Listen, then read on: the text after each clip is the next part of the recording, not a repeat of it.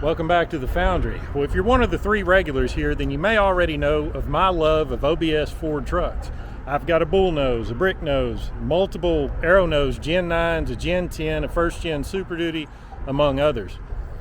Well, a friend of mine next door, he's been stricken with the same OBS affliction as me, but he just finished a very interesting truck project, and I have got some footage from the start of that project and after its completion. We're going to take this thing out and put it to work.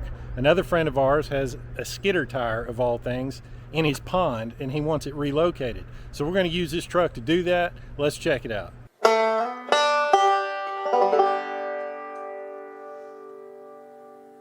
This looks like a fun little project. What do you got going on here? Well, probably way more than it's worth, but we're taking a two-wheel drive F350 with a 460 gas engine and an automatic transmission, and we're converted to a four-wheel drive F350 dually with a 7.3 diesel and a ZF 5-speed manual transmission. Had to change the engine purchase, which is not too big of a deal. They're pretty much bolt in, except for a couple of rivets you have to cut off. But the diesel mounts bolt directly on the frame. And then to convert it to leaf spring, what do you have to buy? Sky Performance makes a kit that boxes the frame right here on both sides, and then you use the four-wheel drive reverse shackle kit, and it pretty much bolts underneath there. Body straight on this old truck. Yeah, it's really straight. Paint's pretty faded, but it ain't got hardly a dent in it. What are you doing with the bed? This bed is going on a truck that I sold to a buddy of mine. He's going to find a fender to put on it, and I'm going to put a flatbed, got a flatbed back there, and some gym poles on it. So you're going to have a four-wheel drive crew cab flatbed diesel winch truck. Pretty much.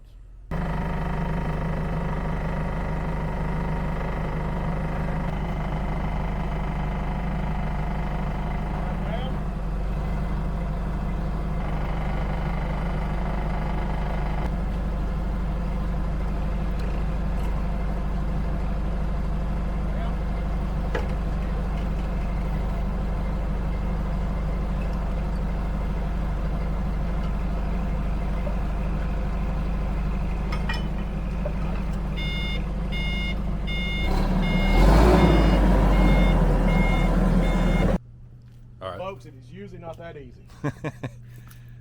That was pretty slick.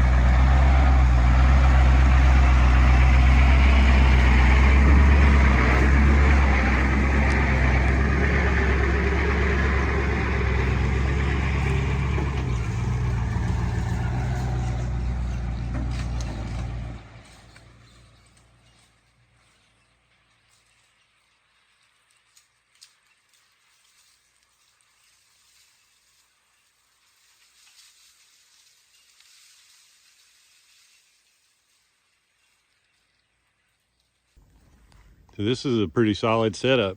How'd you build it? You started with a regular flatbed. Started with regular flatbed. I took receiver pockets, cut holes in the bed, ran down and went them to the frame down there. So these come out when you don't need them, Yep. and so you have your flatbed back. Yeah, they're panned in. Oh yeah, that's cool. And you got to have your anchor point for your line behind your pivot point for your poles. That way the winch will raise the poles. Automatic, you know, it'll power them up for you. But to lay them back down, you have to get just a little bit of slack in the line. Just push the poles over by hand, which at this angle, they're easy to just push over by hand. Mm-hmm. And then they'll hit the slack about right here, and you just reverse the winch slowly. And it'll Power them back down. set them back down. And your anchor point is that shackle down there, I guess. That's it. Of course, to raise them, you have to have the end of the cable anchored there also to tighten up on. Yep. Then up front, where the winch is mounted, it's just a piece of 3-inch square tubing and 3-inch channel with the receiver. That way I can, if I need to, I can take my winch out, put it on a different truck or whatever. And the channel is run down on either side and welded to the frame also, just to tie everything together and stiffen everything up. Pretty simple setup. and then up there you just got some shackles, hook your chains to. Yep. It's pretty cool. Just a couple. Oh, you've got these where these will pivot a little bit. What are these called? I can't. Heim joints. Heim joints. It's actually a top link. What it was is a top link off a tractor. That's pretty handy. So what kind of pipe do you have to go with? Because we pulled that tire out and it was slinging around everywhere. You would think it would bend those poles, but I don't know exactly what it's called, but I mean it's oil field pipe. It's 2 7/8 inch. But it's got that chrome bore on the inside. Yeah, it's real hard pipe. Because you tried schedule 40. I tried schedule 40 and I bowed them over the first time I tried to pick anything up. So that oil field pipe must be pretty good stuff. Now I did build another set on the other truck, and I used 2.5 inch schedule 80 pipe. So far it's holding, but Which truck was that? Audi May. Oh, okay. Yep. And if you didn't need this stuff, you could just unplug that and Make it completely flat again. completely flat, no interference. So that's really cool. Yeah, I'd say it's pretty strong if it held up dragging that tire out like that. So tell us about the truck here, because Ford never made a dually 4-wheel drive in a pickup chassis. You could get a cabin chassis 350 4-wheel drive. The cabin chassis F Superduty 4-wheel drives were aftermarket conversions. You could get a cabin chassis. Yeah. So This truck started life as a 1993 F350 dually 2-wheel drive with the 460 gas engine and a E4OD automatic transmission.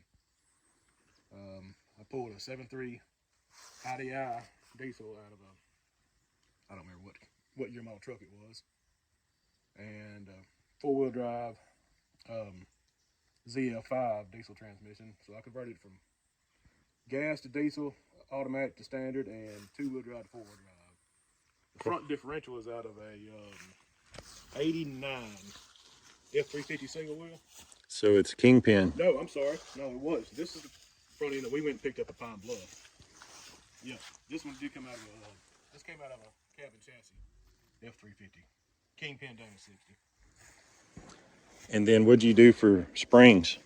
The springs are out of a 2002 F350 single wheel with a V10 in it, and I bought the Sky Off-Road reverse shackle kit to convert to 4-wheel drive. How does it ride? Rides very good. Rides very good. The Superduty springs are longer, and the reverse shackle puts the geometry of the springs in a different position, so it rides a lot better. It flexes good. It was flexing good on that hill.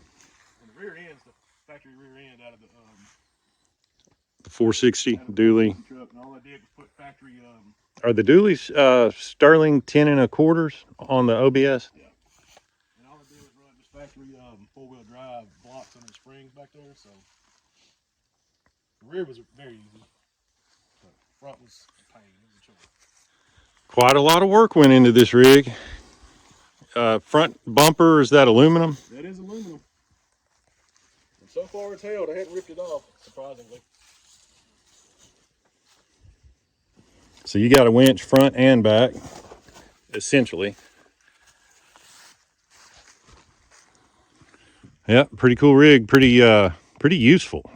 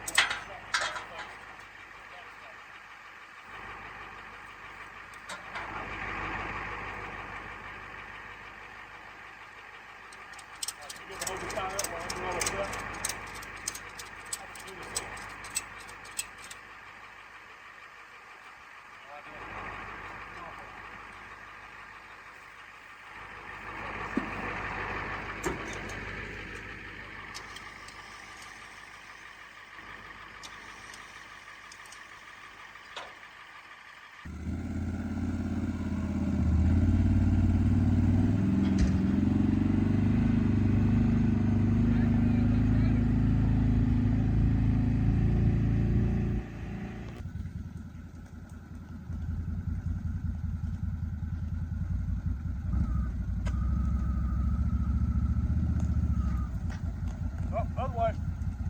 There you go.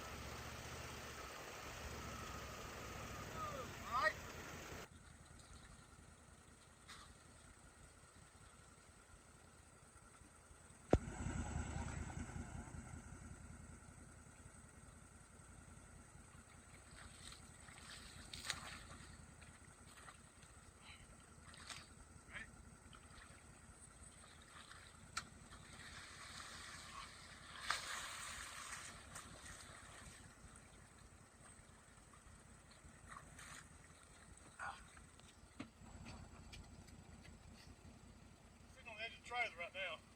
All right, more.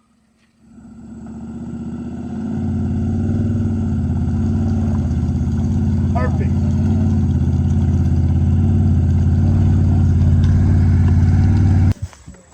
Exactly like I planned on. So much better than expected.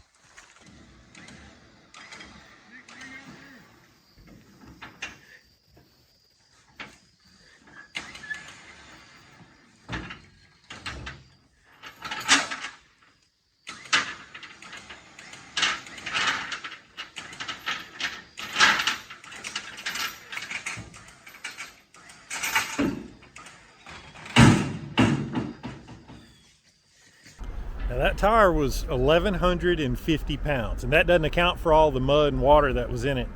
So we had a lot of fun and somehow managed not to bend the poles. So if you guys enjoyed that, give me a thumbs up and I'll see you in the next one.